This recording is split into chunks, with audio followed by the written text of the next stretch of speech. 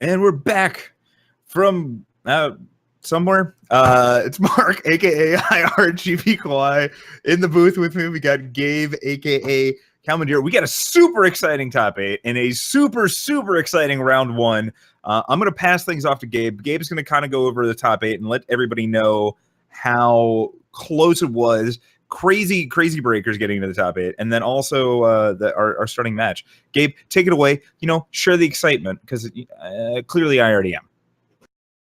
Yeah, so this is an exciting top 8. The last 2 slots, the 4-2s, was decided by barely a point of a percentage point. So it's just very tight, but we have a cool top 8 for you. Let me go over some of the matchups starting from the bottom.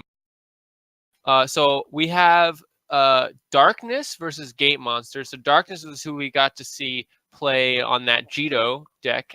They ended up going 5-1, I believe, in Swiss, and made it all the way to the 3rd seed, which is super exciting for me. And then against them, we have Gate Monster on an Argenport mid-range deck, which is the list that Kamado ran last week, I think card for card almost. So that's cool. We're going to see how Darkness attacks the traditional metagame staple deck right now. And then we have Bradykin on that sweet Xenon Killers deck taking the 2nd seed versus Jez, who I believe is on Elysian Dinosaurs, if I remember correctly, which is super cool. So we're gonna see 2 cool decks there facing off, and I'm excited for whoever moves forward. Then we have at the top of the bracket, we have Flash versus Thundershot, which is Praxis versus Argenport again, which is the match we saw. I don't think we saw Flash versus Thundershot. I think we saw Thundershot versus Komodo and Flash versus somebody else. But that'll be interesting. Will Argenport be able to pull it out again? Probably, but who knows? Maybe Flash will turn that around. And then our match that we get to watch is an Argenport mirror. That's right. There are 4 Argenport decks in the top 8. You heard it. So Kamado versus Unearthly. What is the difference between their lists? Let's go over that now.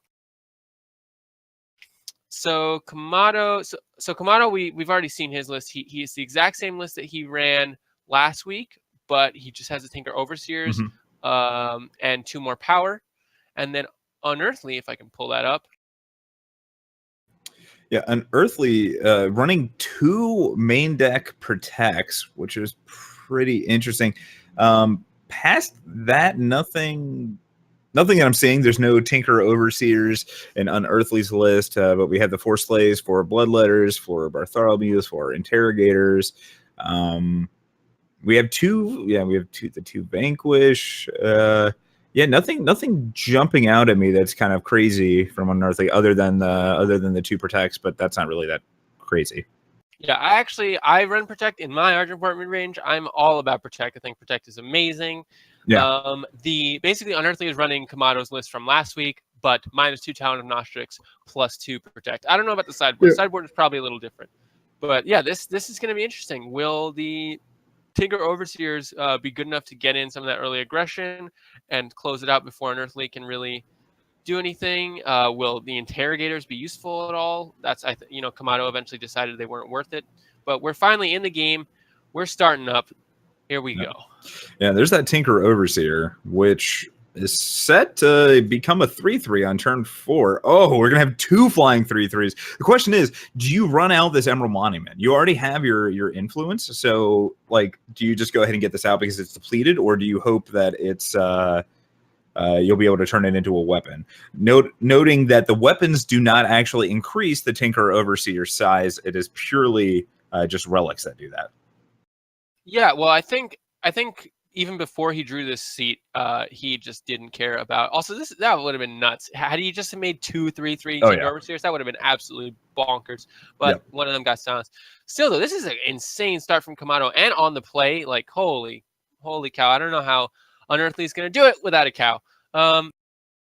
Unearthly's got Slay, Annihilate, Vanquish, and an Impending Doom in hand. So I think they have the tools that they need. However, Kamado, casually ripping this Tavrod off the top might might have some things. And then also being able to answer this impending doom right away, assuming that there's a block. No blocks, that's interesting. Yeah, I don't think he wants to lose it to the Runehammer. Well, yeah, but what else are you going to do? What else are you doing with it, right? Hoping that Kamado doesn't have anything and he can attack and play, like, I don't know, something and kill a unit. But that really, he's going to have to slay this, vanquish this Tabarot. Yeah, vanquish, and then you can annihilate the 3/3 flyer, and then you're just taking 2, but still, I don't know. I like Unearthly's line here. Okay. I mean, mostly I wanted to say the line about the cow because it was funny because cows, but I don't actually think Unearthly is in all that bad of a position. Like, sure, getting out a couple early tempo plays is good, but Unearthly has a lot of answers and a threat that doesn't really need anything else put into it to end the game. Like, Impending Doom is a lot of damage just by itself, whereas Kamado's got a lot of pieces that need a little help to get through. Yeah, but so assuming like this Valkyrie Enforcer came out and didn't silence, right?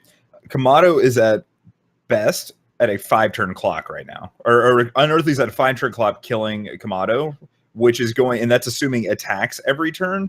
And so that's what, 4 more ticks down, putting him to 5, and 3 more attacks from the Tinker Overseer in that case too. So Kamado actually wins that race.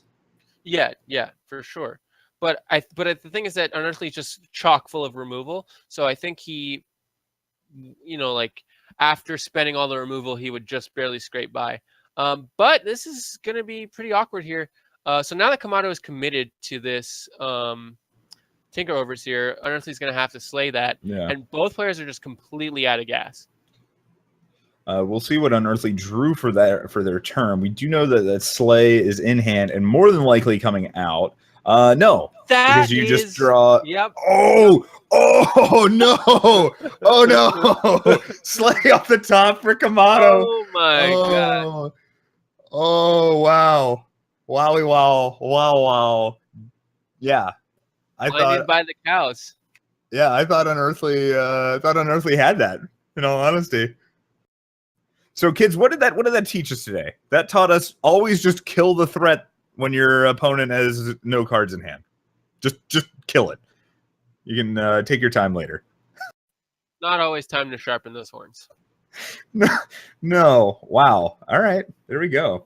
So, again, being in the top 8, we're going to jump into another match right away. There's going to be no sideboarding just yet. We will start sideboarding at the end of this next game.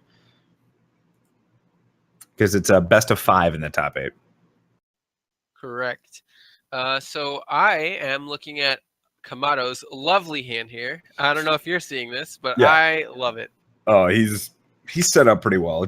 So, question: Overseer or Instigator next turn? What are you feeling? Because whichever one you do not play, you're not going to be playing for several turns. I kind of like Instigator. Honestly. Yeah, that's kind of where I was leaning to. But that's because I know Unearthly's hand, probably. Oh, I haven't actually looked over at Unearthly's hand just yet. Yeah, Instigator seems. Ooh, Unearthly's hand is great though.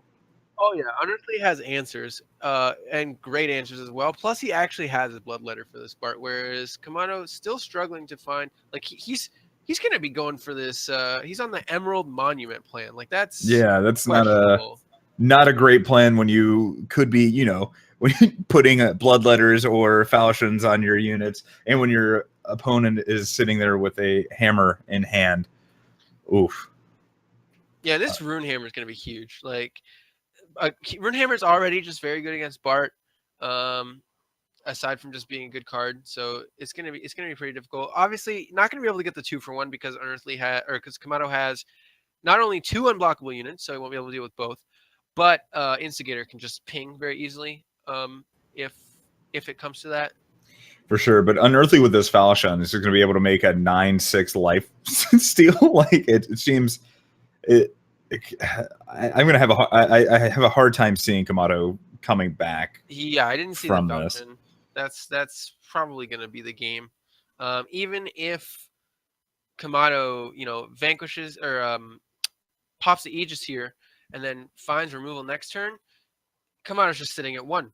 Sitting at 1 and with an instigator in play, right? So exactly. Unearthly just needs to play his hammer and kill any other unit. And yeah, so now we'll see game. Right, yeah. Wham bam, thank you, man. All right. And that was a very quick 2 games, 1-1 back and forth. Yes, well, we understand why the rounds are going so quick now. Because everyone's playing Argenport, which has lots of decisions to make, clearly. Yes. Okay. Well, like I mean, like so while they're sideboarding, but I mean, like that's like what I was saying was my biggest argument for why something needs to happen with the deck is because the Argenport deck right now, it feels like Jito Queen felt. Like you don't have to worry about it. You just kind of open up a game, you play some cards, and you're going to either get there very quickly or you're not. Like you don't, and the deck's just absurdly powerful. You just have an unreasonable win rate, like without actually having to do or think about anything. So I definitely think something is going to end up having to get changed with that deck, because I have to imagine that Direwolf and team are looking at the tournament results, at least in some amount, to help them kind of look at what the meta is doing. Yeah, so I'm not like an alarmist type person. I'm not like, oh my god, Tavrod destroyed the whole game. He's completely broken. Like Tavrod is definitely very beatable, but it is saying something. Like people freaked out about Praxis, right? When Praxis midrange was 1-2 ETSs in a row, and like was top 8ing all over the place and was just all over ladder. People were freaking out against Praxis, and I was sitting there like, look, there's counters to it. We're just not playing them. It's a good consistent deck, whatever. But at no point did Praxis show up and be 50% of top 8. I don't believe that ever happened. Yeah. But no, I don't. I think 3 copies is as much as I remember being in the top 8. But I mean, like, and that's what, like, I'm not going to even I don't even want to single out any like single card. It's just right now Argenport has a lot going on with them. Like the fact that like Bart and Tavrod they're able to be played in the same deck, and both of which require very different answers. That I think helps quite a bit. There's a lot of very high powerful like lifesteal cards that kind of help them against the aggressive decks. I think that just the deck in general is just very, very strong. Like I said, I think it feels very much in the same vein as, obviously very different play styles, but very same vein as Jito Queen, where it's just like, because it's straightforward. Yeah, just mash your face on the keyboard and you're going to come out with a 60% win rate. I think that's kind of fair. I mean, there's definitely a lot of decision making to be made when you have choices about which unit to play or how to use your removal and what to save. Yeah, but that's kind of my point, is that it's more so like the deck just has a positive win rate without actually having to do anything, right? You wouldn't even need to think about those removal type of decisions. You could just play the deck and you're going to have a positive win rate. All right. Well, I mean, people have definitely gotten here to the top 8 with this deck, and so far, I don't think anybody has done it without thinking. But I'm talking about like ladder wise. Yeah. Yes. I know. Okay. But we're in the game now, right? We definitely are. So Kamado just played a banner, I believe. Yes, an Argenport banner, and Unearthly followed suit, and we're off to the races. Argenport Instigator coming down. I'm trying to. Ooh, Unearthly played a seat. Sorry, not a banner. In that first round, I'm looking at hands. I'm liking Kamado's hand a little bit better here. Yeah, Unearthly, a little awkward. Okay, well that Valkyrie Enforcer helps a little bit. Yes, it does. But so this is post board, right? Yes. So the biggest difference between the sideboards, because the decks are very similar, is that Unearthly has access to Suffocate if he so chooses, whereas Kamado does not. They both have protects, vanquishes, sabotages, cat burglar type stuff. And I think really the only big thing to come in is vanquish. I don't know if Suffocate even comes in. I don't like Kamado though, with those Copper Hall bailiffs in the board. True. That's kind of spicy, because not only does it has the potential of shutting down the Interrogator for Unearthly, but also pops the Aegis of the Bard. So I wouldn't like. I don't think it's the best thing that you could be doing in this matchup, but I don't think it's the worst thing either. No, I actually don't mind Copper Hall Bailiff just as a Warcry unit that can pop Aegis. However, the question is, what do you cut? And the answer is definitely not Valkyrie Enforcer, Yes. which is already a 3/3 flying without doing anything and can still pop Aegis or actually do something useful. So I just don't know there's a slot for it. Maybe you trim an Instigator. Get out of here. Yeah, no, I'm just saying. Get out of the casting. There's literally nothing. I mean, in this matchup, I think Tinker Overseer is better than Instigator. What did Instigator ever do to you? All right. Be probably one of the most broken 2-drops I've ever seen in a card game. One shot is all it takes, okay? Modern card game. I will say modern card game, because obviously if you go back in the history of Magic, there's some pretty stupid 2-drops or less, but yeah. And Unearthly did bring in the Suffocates, which is what will happen to anyone who disses Argenport Instigator. So I actually, God, right. So I this was an interesting play, right? Because Kamado could have also Argenport Instigated and then Bloodletted right immediately on top, and been able to answer the hammer that way. But this way, I guess the now Sabotage can't hit the hammer. What do you think the Sabotage is going to end up taking? Bloodletter or okay, Vanquish. Okay. Okay. So the reason I think I was thinking Bloodletter is because there are 2 removal spells already. But what this does is make him have to use the Slay, right? So make him use the less efficient removal spell. Oh yeah, he has to protect. In the protect. Yep. So yeah, absolutely. You take the Vanquish, make him use the Slay. You have the answer for it, and now you have this Impending Doom, which he can't answer outside of making a 6/6 with the Argenport Instigator, but he was prepared to suffocate it before the Bloodletter could come down. And now Unearthly is in a pretty good spot. However, yeah, because especially Unearthly still having those 2 slays, that's what really puts them ahead. Because because Bloodletter does get to come down, right? And silence happens from the Valkyrie Enforcer. Now we can block, but the Slay just takes care of that. If they didn't have the Slays and that second Bloodletter was able to come down next turn, dropping Unearthly to 1 and getting Kamado a whole bunch of life, things would have been a little different. Yeah, that did not happen. Yeah, instead, Unearthly just wins.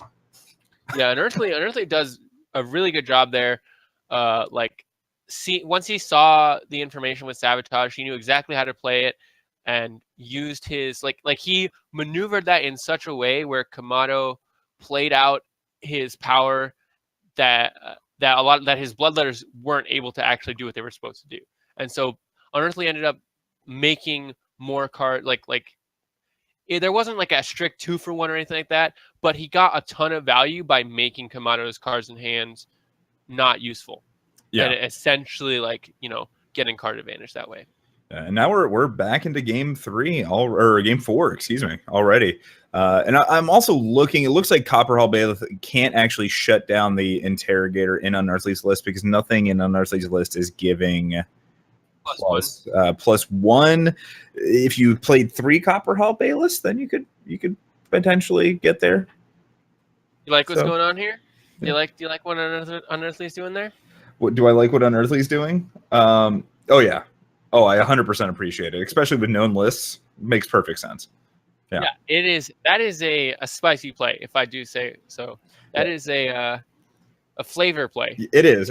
And on ladder, I think 100% worth doing it in a situation where you don't know the other deck's context. Going in and playing that Diplomatic Seal just to get a random influence can really throw your opponent, especially in the early turns. Can really throw your opponent for a loop.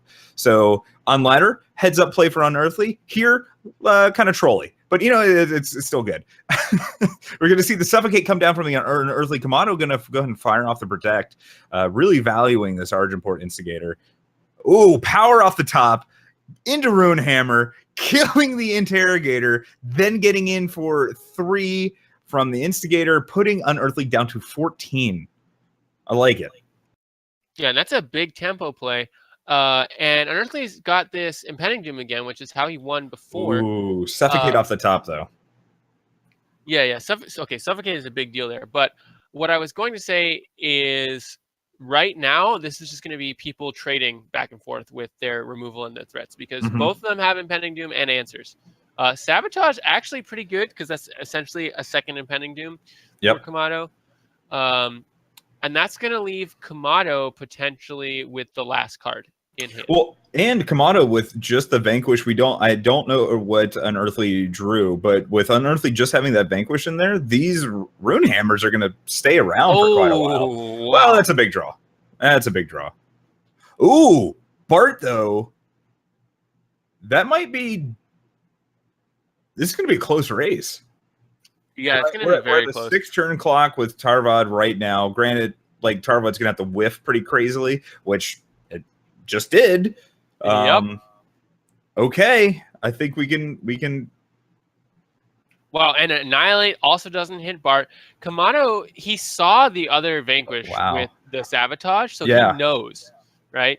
So this is really a tense situation here. And Kamado is very much incentivized not to play this Impending Doom, because 1 point of damage removes an entire turn off of Unearthly's clock. So definitely not worth it. Ooh, Var's favor. Oh wow. Okay. Have you seen the Bloodletter in Unearthly's Unearthly's hand? I think that might have something to say about this race. Okay. Well, there was a race. It just ended right this turn. Hey, had Kamado had a weapon to throw on Bart, that'd have been it, basically. Yeah, I don't. I Yeah, and Unearthly, though, I don't know why Annihilating there instead of just Vanquishing on your turn. I guess hopefully like maybe you can play something. All right, so we're at 2 and 2, right? No, I believe. Oh, Unearthly got okay. Yeah, I think that's 3 and 1. Yeah, right. That's the series going to Unearthly. That was really cool to see him use Sabotage effectively there and use Suffocate effectively there. Yeah, I definitely thought it was a little less. I guess I should have given Sabotage a little bit more credit there. Definitely did better than I thought it would actually do. Yeah, and Unearthly making a lot of heads-up plays as far as knowing how Kamado wants to and has to use his cards, and making it very difficult for him. Yeah, Unearthly. I mean, but excellent play from both sides. Oh yeah, absolutely. Yeah. Also a shame that the two powerhouses playing in the quarterfinals, but they both did make it to the top 8. So kudos for them. So it looks like we are going to be shifting over to another match. We're going to be doing Bradykin versus Jez. So we're going to get to see some sweet dinosaur action. We're going to find out what game they are in of their match, and we will have that here shortly. So we're going to do a quick little gathering of everything, and then we will be right back with that. So just be 1 second, everybody, and we'll get this kind of going up. And I can just go over some of the results on the bracket right now, since we have a moment.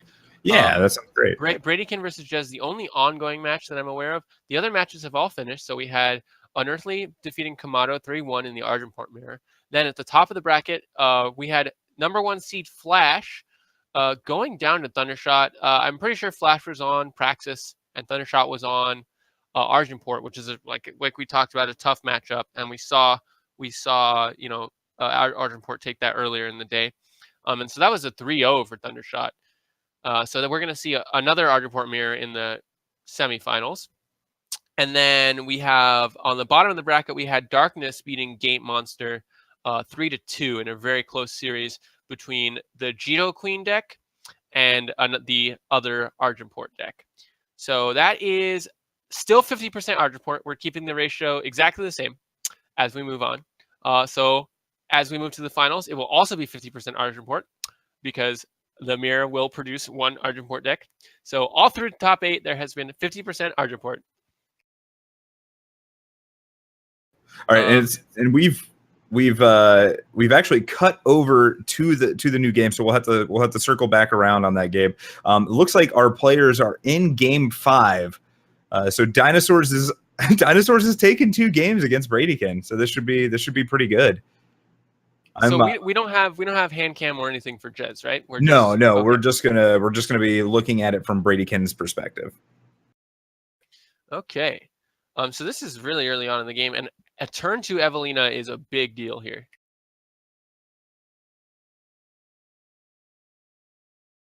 Yeah, just wanted to make sure that the players knew that they were still good to go and play. Okay. So let's take a look at Jez's list here, because it hasn't been on stream and it's pretty interesting. So the Elysian Dinosaurs archetype is an interesting one, because you have to really think about what you're getting by adding dinosaurs versus traditional Elysian mid-range. So he's got 2 Avasar Patriarch and 4 of the Echo, the Teriach hatchlings. It's got a lot of explorers as well, and I really like the keeping the backlashes from Elysian midrange. Only 1 crystallize, but that's okay because of hunting Teriax giving you a lot more reach in the air. But now we have the players moving forward. You see Dawnwalker coming down, and then Interrogator on Bradykin's side. Yeah, I am seeing a Xena initiations on in Jez's list as well. Like, Jez has got a lot of good stuff kind of going on. Yeah, the 4 Xena initiations is kind of crazy to me. Like, I've seen 3 in Elysian. 4 is pretty cool, but that's because he's sacrificing. He's only running 2 permafrost, which I think is okay right now. Yeah, I think that's 100% okay. I think I would much rather have the given how much Argent Port's running around. I think I would much rather have the Xena initiations personally. Yeah, and the Kothons and the Titans. Well, yeah. All right, so Evelyn going ahead and getting it for 2. Jez not making any plays. I wonder if they have something that has. Are they going to be able to ambush in? But it doesn't look like it. So I think it costs 5, right? Their only ambush unit costs 5. Oh, I wasn't. Yeah, because familiar has warp, not. Yeah. You are 100% correct. I didn't know if there was something else kind of going on there, but maybe not. Holy moly! I did not know Champion of Wisdom was an explorer. It was an explorer. Hey, everybody. Oh, yeah. I'm a professional. So I think Jez is kind of. I mean, also I think they're stuck on power, but I think they're waiting to get a little more value out of this Evelina. This has been. I don't know how many activations he's got, but at least 2, which is pretty big. But I think he might have a hand. I didn't see the beginning of the game, so I don't know how many Echo cards are in his hand. But if he has a handful of Teriach hatchlings, they're not really big enough to impact the board right now, which is a problem. No, yeah, it's Jez. Unfortunately, looks like they've fallen kind of behind, because even being at 13 here, like a swing. Oh man, that is. Well, does the Xena initiation really do anything? Not really. Yeah, it does. From Bradykin's side. Well, okay, it lets him +1/+1 Auric Interrogator if he so chooses. Yeah. It lets him kill Dawnwalker if he so chooses, but it does not let him attack into the Surso, which is a big deal. I kind of feel like you just YOLO it and get in there, put him down to 3, and then maybe not though. No, because I think just starting to draw extra cards is probably going to serve you better in the long run. Yeah, I think Xenon has answers to Surso. He's got Death Strikes. He's got ways to get through this. So I think waiting it out is ultimately in his favor. And if Jez ever decides to attack with the Surso, well, he's going to, the Carnosaur is going to come down, remove a blocker, and a ton of damage is going to be coming his way. Also, this Obelisk, holy cow. Yeah, the Obelisk is pretty good here, because that means you can now just block with 2 units, right? Oh yeah. Actually, now it's a 1-for-1 trade. 2 of your units get transformed, sure, but you're still left with a 4/4 at the end of the day. All right, what we got? Hunting Teriax, trying to jump in the way, save this Dawnwalker, trade with the Okay. That's a good play. Keeps Bradykin from drawing cards, but he's going to Dark Return that back if I had to guess. Yeah. And that is a killer unit that he just got to Dark Return. Well, that is pretty nuts. Yeah, and I'm trying to and if another obelisk ends up coming down, then then it's just a straight 1-for-1 with Cerso. Okay, how many obelisks is Bradykin running? Do we know? I think 2, but I could be wrong. Okay, but this is game 5, right? So he could have a 3rd. Yes, yeah, it is game 5. All right, interesting. So now we're gonna see. Okay, so there's that predatory Carnosaur coming down, going and taking care of that Argenport Instigator. I'm really curious what Jazz has in their hand. Yeah, so he only has 2 obelisks in the whole 90. Okay. But wow, this okay. So another Carnosaur came down, and yeah, this is pretty. This Cerso is doing so much work without really actually doing anything. Yeah. The game definitely would have been over had there not been another. Like, we really needed to have another Cerso, though. Yeah, I think he's just slowly being whittled down to a point where even if Cerso blocks, he's just dead, or takes too much, loses too many units. If Bradykin didn't have this obelisk, I think it'd be a much closer. Or like the ability to kind of wiggle. Oh well, all right. This complicates things quite a bit. Yeah, it does. However, this the interrogator, right? I'm just gonna sit here and scan a whole bunch of card advantage. Oh yeah, like not only drawing cards but killing. Oh, actually no. Now you just swing out. You don't care if you lose a unit, right? So you blocks. Yes, you lose 1 and you still get him for 7. Yeah, I think you just swing out because you have a space because you have lethal next turn. Yep, exactly, and you can just play the Sandstorm Titan. Yep. So. Go for it, Bradykin. Okay, so he still has lethal, I think. Yeah. So he didn't have to attack, but I definitely like attacking more, just in case you draw. Well, okay, I guess it doesn't change anything. No, I guess it does. Yeah, you're right. Okay. That's a polymorph. He's still just dead, right? So no, not anymore. 16. Yeah, no, he's still dead. He blocks 16, takes 14 plus 3. That's he's dead no matter what. And that's gonna be Bradykin going on. Cool to see dinosaurs. Honestly, I'm really excited about the Xenon list. I love Shadow, my favorite faction. Definitely not biased because Bradykin's on SPG. Also, I really love these synergy based. Okay, to be fair, dinosaurs. Wait, I was just about to say, whoa.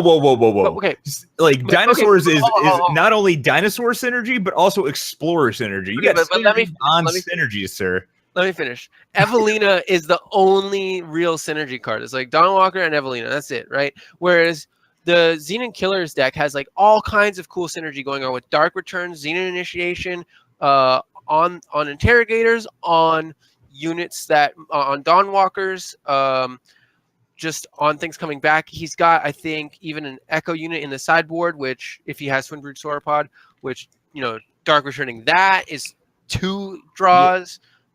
So it's just a lot of cool stuff going on there. Yeah, I mean, you have the Avasword Patriarch though. Yeah, synergy. That's not a good synergy. But that's not a good card.